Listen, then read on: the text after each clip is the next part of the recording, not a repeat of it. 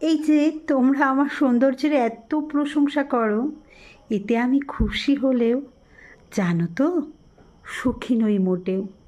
কারণ আমি যাকে ভালোবাসি তার চোখে যে আমার কোনো সৌন্দর্যই আজ আর ধরা পড়ে না। সে যে আমাকে অতি সহজ মনে করে, তাই তো সহজ বলেই তার কাছে আমি সস্তা হয়ে গেছি।